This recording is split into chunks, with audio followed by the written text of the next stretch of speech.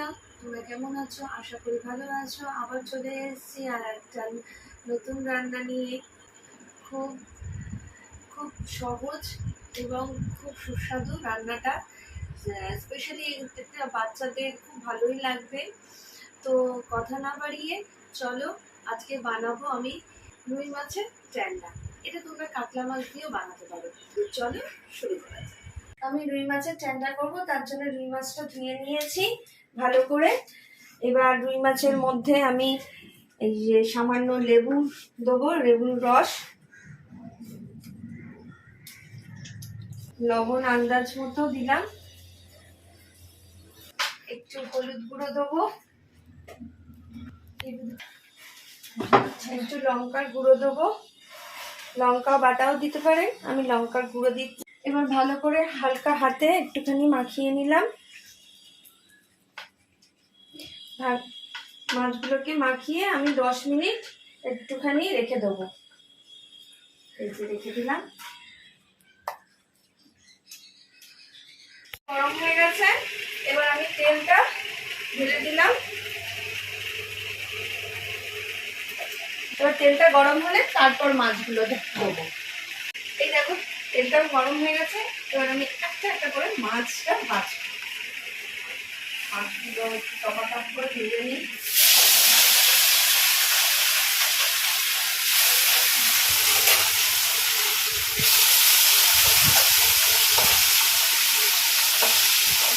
মাছগুলো একটু হালকা হাতে ভাজতে হবে, একটু হালকা করে ভাজলাম, এপিঠ উল্টে দিলাম।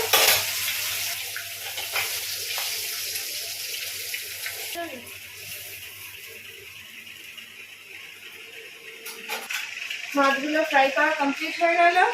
এই যে এবার ট্যান্ডা করার জন্য আমাদের যে যে জিনিসগুলো লাগবে সেগুলো বলি, আসো। প্রথমে কড়াই গরম হয়ে গেলে অয়েল দিয়ে দেবো।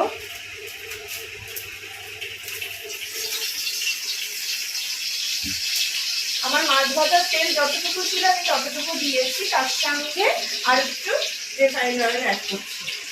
এবার সরষের তেলও দিয়ে রান্না করতে পারো, কোনো প্রবলেম নেই। দেখো তেল গরম হয়ে গেছে, এবার তেলের মধ্যে আমি গোটা ফোড়ন দেবো। তেজপাতা, একটা শুকনো লঙ্কা, দুটো এলাচ ফাটিয়ে দিলাম, ছোট ছোট 3টে দারচিনির টুকরো আর একটা লবঙ্গ, সব শুদ্ধ টাকাশ করে ফাটিয়ে দিলাম। ওই যে ফটফট করে খাচ্ছে। এবার সঙ্গে কাটা পেঁয়াজ,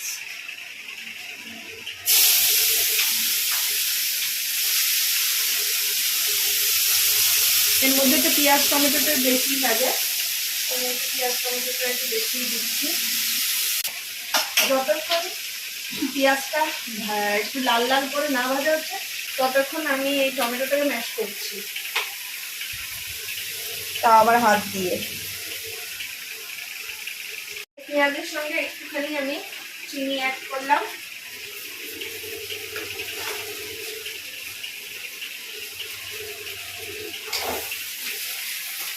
পেঁয়াজগুলো লাল লাল হয়ে গেছে, এবার আমি এই টমেটো দুটো দিয়ে দিলাম।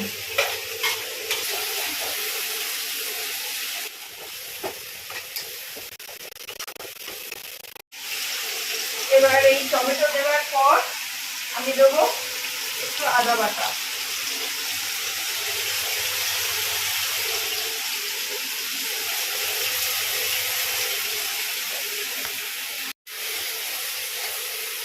ভালো করে কষবো এটা। একটু লঙ্কা বাটা দিলাম, জাস্ট অল্প দিতে হবে, কারণ এই মাছের ট্যান্ডা বা কাতলা মাছের ট্যান্ডাতে সাধারণত একটু মিষ্টি মিষ্টি হয়। এই রেসিপিটা একটু মিষ্টি মিষ্টি হয়, তো ঝালটা যতটা পারবে কম দেবে, কারণ একটু মিষ্টি মিষ্টি হয় বলে, তাই জন্য এটাও খেতে পারে, বাচ্চাদের খুব ভালোও লাগবে এটা। এই রেসিপিটা তোমরা এই রেসিপিটা ট্রাই করে অবশ্যই জানাবে আমাকে কমেন্টে।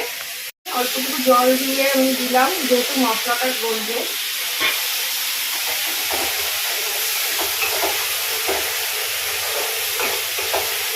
এর মধ্যে একটু নুন দিতে ভুলে গেছিলাম, বন্ধুরা, তাই নুনটা একটু এখন অ্যাড করছি।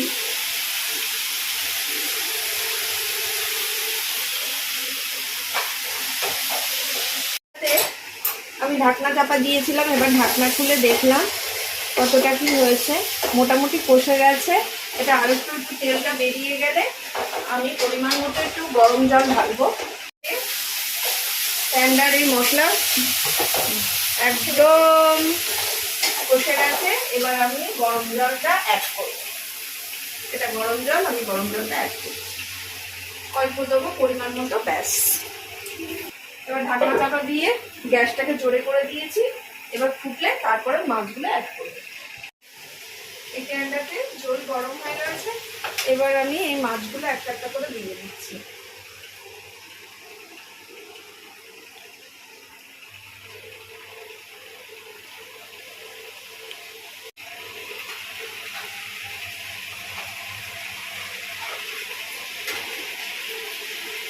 প্যানটা নামাবার আগে একটুখানি গরম মশলাটা অ্যাড করলাম।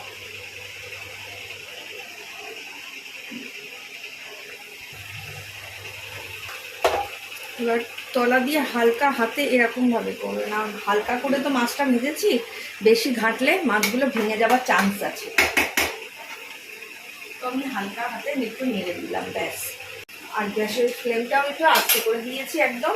গ্যাসটা বন্ধ করে দিয়েছি। এবার চলো নামিয়ে দিয়ে সার্ভ করি।